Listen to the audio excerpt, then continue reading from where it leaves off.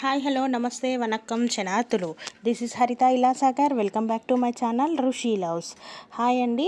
ఇక్కడ నేను ఇప్పుడు మీకు అప్లోడ్ చేస్తున్న వీడియో వచ్చేసి తమిళనాడు స్టేట్లో కొంతమంది మైవి3 యాడ్స్కి ఎగెనిస్ట్గా ఉన్న అశోక్ శ్రీనిధి మీద కేసు వేయడం కేసు కాదు, కలెక్టర్ ఆఫీస్లో కంప్లైంట్ ఇవ్వడం జరిగిందనమాట.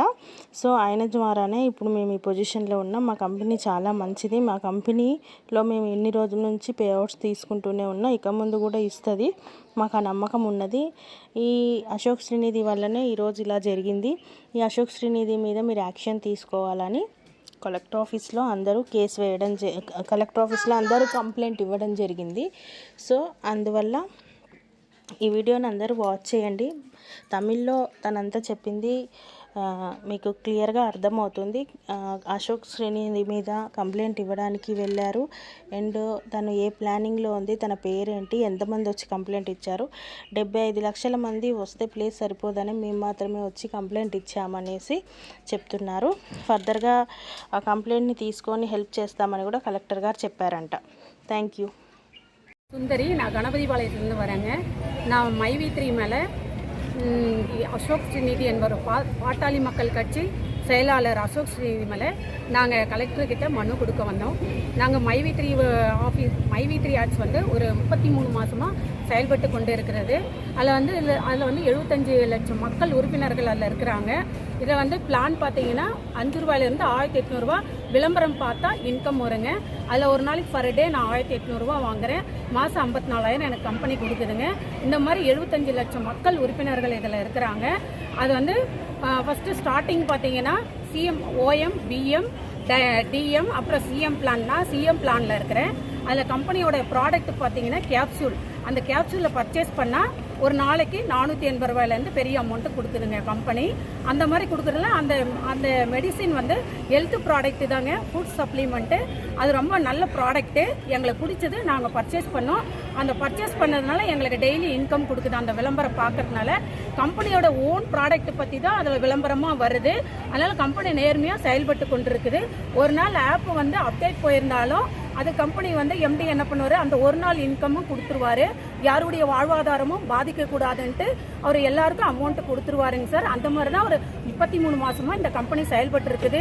இந்த அசோக் ஸ்ரீநிதின்றவன் கார்பரேட் கம்பெனி மேலே பேச்சை கேட்டுக்கிட்டு அவங்கள ஒரு அமௌண்ட்டு கொடுக்கவே இவர் மைவி3 மேலே கேஸ் போட்டிருக்காருங்க. அதனால் அவரை நீங்கள் தகுந்த நடவடிக்கை எடுக்கணுங்க சார்.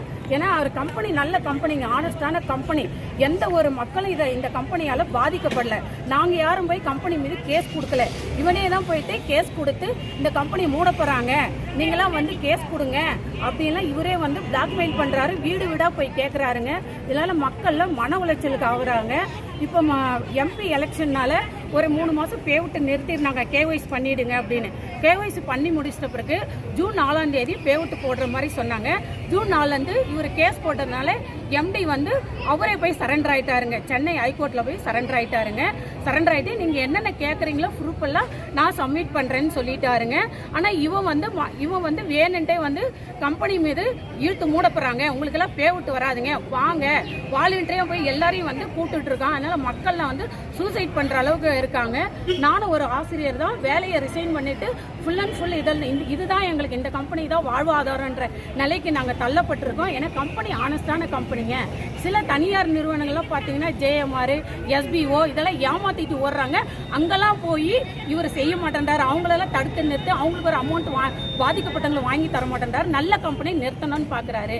ஏன்னா இவருக்கு 100 கோடி வேணுமா. இவர் தனிப்பட்ட இவர் நல்ல செல்வந்தராக வாழணும் 100 கோடி கேட்குறாருங்க. இவரை எப்படியாவது நீங்கள் அரெஸ்ட் பண்ணுங்க. ஏன்னா அவர் ஒரு ஆள் சொல்லி எம்டியை உள்ள வச்சிருக்கீங்க. எம்டி மக்களுக்கு நல்லதுதான் செஞ்சிருக்காரு.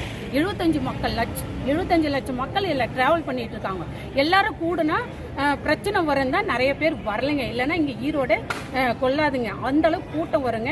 எல்லாரும் நீதி நியாயத்துக்காக போராடணுன்ட்டு நாங்களாம் வந்திருக்கிறோங்க. கலெக்டர் சார்கிட்ட மனு கொடுத்துருக்கேன். இதை பற்றி அவர் உடனே நடவடிக்கை எடுக்கிறேன்னு சொல்கிறாரு. எங்களுக்கு நீங்கள் கண்டிப்பாக ஒரு நல்ல தகவல் தருவீங்கன்னா நாங்கள் உங்களுக்கு எல்லாரும் பேட்டி கொடுக்குறோம். கண்டிப்பாக நீங்கள் அசோக் ஸ்ரீநிதியை கண்டிப்பாக கைது பண்ணோம். அதுதான் எங்களோட ஆதங்கம். அவர்கிட்ட மோசடின்றாரு. என்ன மோசடி பண்ணிட்டாங்க அவரை ப்ரூவ் பண்ண சொல்லுங்கள். நாங்களே மோசடி பண்ணல, நல்ல நிறுவனம் மக்களே சொல்லும்போது அவரு எதுக்குங்க எங்களை வந்து தூண்டுறாரு? மக்களுக்கு சரியான நிறுவனம் கிடையாது, இழுத்து மூடுங்கன்னு அவர் எப்படிங்க சொல்லலாம்? நீங்க கண்டிப்பா அவர் மீது தக்க தண்டனை எடுக்கும் வரை தாழ்மையுடன் கேட்டுக்கொள்கிறேன். அவர் பேர் என்னங்க? ஓனர் இல்லைங்க சார், எம்டி பேர் சத்யானந்தம். அவர் பேர் அவர் பேர் என்னங்க? சத்யானந்தம். சரி, ஓனர் பேர். இப்போ கம்ப்ளைண்ட் யார் மேல கொடுத்தீங்க? சார் நாங்க வந்து அசோக் ஸ்ரீநிதி மேல, பாட்டாளி மக்கள் கட்சி அவர் எங்க செயலாளர். இருக்கிறாரு? அவர் கோவை. என்னவா இருக்கிறாரு? அவர் என்னவா இருக்கிற இந்த மாதிரி நல்ல கம்பெனி எல்லாம் கெடுக்கிற வேலை தான் அவரோட வேலை. அவர் என்னவா இருக்கிறாரு? அவர் என்னவா இருக்காரு? அவர் செயலாளரா இருக்காரு பாட்டாளி மக்கள் செயலாளர். கட்சி. அப்படி சொல்லுங்க. பாமகவுல பாமக பாட்டாளி என்ன செயலாளர்னா எதுன்னு சொல்லுங்க. அதாவது நீங்க இந்த கம்பெனில என்னவா இருக்கிறீங்க? நாங்க ஒரு உறுப்பினர், இதுல எல்லாருமே சேர்ந்து உறுப்பினரா. எங்க இருந்து வரீங்க? நாங்க ஈரோடு கணபதி பாளையம். எல்லா டிஸ்ட்ரிக்ட்லயுமே மனு கொடுத்துட்டு இருக்காங்க. இது வரைக்கும் பேமெண்ட் உங்களுக்கு கரெக்டா வருதா? கரெக்டா வந்து சார் மார்ச்ல இருந்தா வரல எங்களுக்கு. ஏன்னா எம்டி உள்ள இருக்கும்போது எப்படி சார் தர முடியும்? இப்போ OMBMக்கு எல்லாம் போட்டுட்டு இருக்காங்க. இப்போ டைமண்டுக்கு, சிஎம்க்கு இப்போ போடுறதுக்கு தடங்கள் ஆயிட்டு இருக்கு.